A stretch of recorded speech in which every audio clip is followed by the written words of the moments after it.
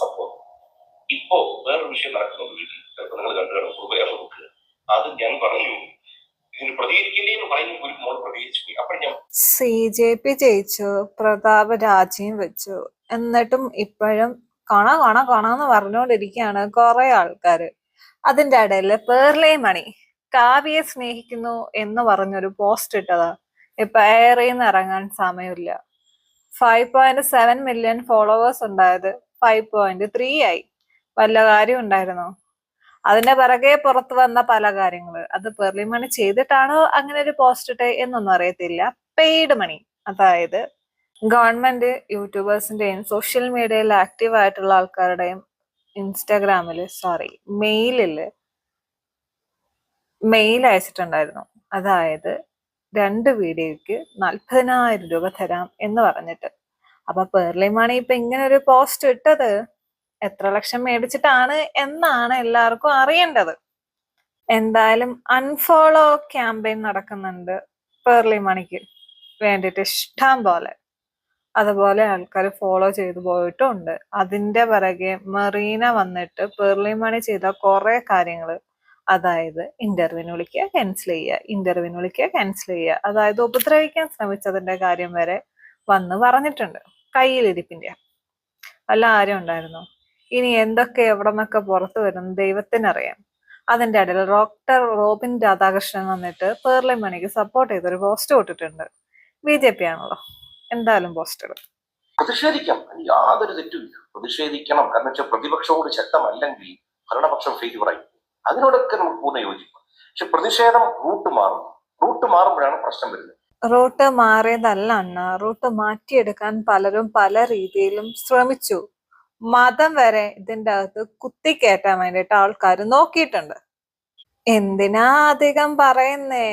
യൂട്യൂബേഴ്സിന് paid video ചെയ്യാനുള്ള കാശ് വരെ ഓഫർ ചെയ്ത ആൾക്കാരല്ലേ നിങ്ങളുടെ ഗവൺമെന്റ്, അല്ലേ?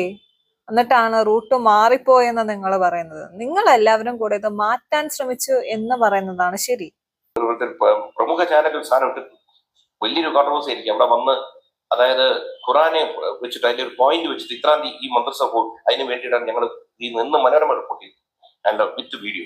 അവിടെയാണ് എന്റെ നറേറ്റീവ് മാറുന്നത്. ഈ ഒരു സമരത്തിനെ സപ്പോർട്ട് ചെയ്യാൻ വേണ്ടിയിട്ട് എത്രയോ കാരണങ്ങളുണ്ട്. അതൊന്നും കണ്ണില് പെട്ടിയില്ല. എവിടെയൊക്കെ നെഗറ്റീവ് പറയാൻ പറ്റുമോ അവിടെ ഒക്കെ എല്ലാ കാര്യങ്ങളും കണ്ണിൽ പെട്ടിട്ടുണ്ട്. കുടുംബം മൊത്തം BJP ആയതുകൊണ്ട് പറഞ്ഞിട്ട് കാര്യമില്ല. അതൊക്കെ മാത്രമേ കണ്ണിൽ പെടത്തുള്ളൂ, നല്ല കാര്യങ്ങളൊന്നും കണ്ണിൽ പെടത്തില്ല. CJP എന്ന് പറഞ്ഞ പാർട്ടിയുടെ ഉദ്ദേശം എന്തായിരുന്നു നമ്മൾ മുഴുവൻ പൊളിയുന്നതിന് വെച്ചാൽ ഇവരെല്ലാം ആരെയാണ് കണക്ട് ചെയ്തത്? ഇപ്പൊ കേരളത്തിൽ നിന്ന് പോയ പ്രമുഖ ഒരു നേതാവ് ഇത് കഴിഞ്ഞിട്ട് ചൈനീസ് എംബസി കയറി പോകും. ഇതെല്ലാം നമ്മൾ വീഡിയോ കാണുക. അവിടെയാണ് പ്രശ്നം വരുന്നത്. അവർക്ക് ചെറുപ്പത്തിൽ എത്ര പേര് നീറ്റുമായി ബന്ധപ്പെട്ട് വന്നു. പിന്നെ ഈ കേസ് CBI അന്വേഷിച്ചു, ഇതിന് ആൾക്കാരെ പിടിച്ചിട്ടുണ്ട്, എല്ലാ നടപടികളും എടുത്തിരിക്കുകയാണ്. ഈ പരീക്ഷ രണ്ടാമത് നടത്തി എന്റെ അറിവിച്ച് 10-11 ലക്ഷം പേര് സെലക്ടഡ് ആയിട്ടുണ്ട്. ഇതൊക്കെ നടന്നിരിക്കുന്നു. ഇപ്പൊ ആക്ഷൻ ടേക്കൺ എന്നൊരു സംഭവം വന്നിരിക്കുകയാണ്. എന്നിട്ടും ഇനി എന്താണ് ഇവർ എന്തിനാണ് സമരം ചെയ്യുന്നത്? 152 തവണ ലാസ്റ്റ് 10 കൊല്ലത്തിനിടയിൽ പേപ്പർ ലീക്ക് ആയിട്ടുണ്ടെങ്കിൽ അത് ആരുടെ പിടിപ്പിക്കേടായിരുന്നു? ഇത് ലീക്ക് ചെയ്തതിൽ ഒരാളെ പോലും നമ്മുടെ ഗവൺമെന്റ് ശിക്ഷിച്ചിട്ടില്ല. എന്തുകൊണ്ട്? പറ്റാഞ്ഞിട്ടൊന്നും അല്ലല്ലോ, വേണ്ടാന്ന് വെച്ചിട്ട് അല്ലേ? എല്ലാ തെളിവുകളും ഉണ്ട്.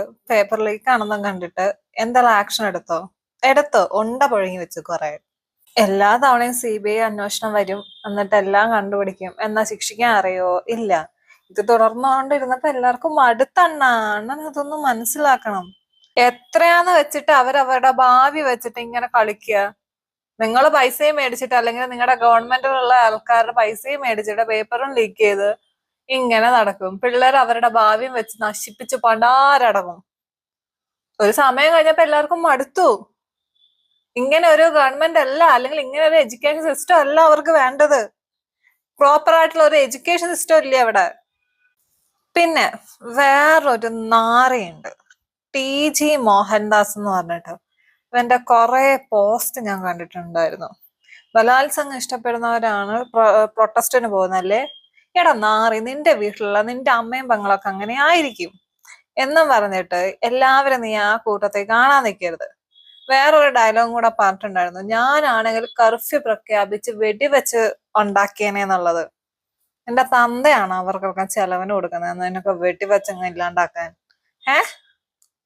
നല്ല പച്ചക്ക് വിളിക്കാൻ എനിക്ക് അറിയാഞ്ഞിട്ടല്ല, പിന്നെ ക്ഷമ, പിന്നെ വയസ്സിന് മൂത്തതായിപ്പോയി, പിന്നെ കമ്മ്യൂണിറ്റി ഗൈഡ്ലൈൻ, ഇതൊക്കെ കൊണ്ട് ഞാൻ ഇത്ര പേര് വെച്ച് ഞാൻ നിർത്തുക നിങ്ങളുടെ കാര്യം. മനസ്സിലായോ?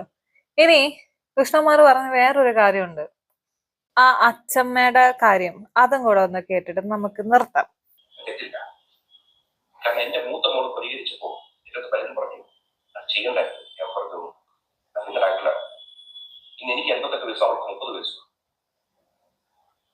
ഈ ആദ്യത്തെ പെൺകുട്ടി ജനിക്കുമ്പോൾ പറയും അച്ഛന്റെ ഫീമെയിൽ വേർഷനാണ് പറയും. അങ്ങനെയാണെങ്കിൽ എന്റെ 30 വയസ്സ് ഞാൻ ചിലപ്പോൾ വീട്ടിൽ ചോദിച്ചു.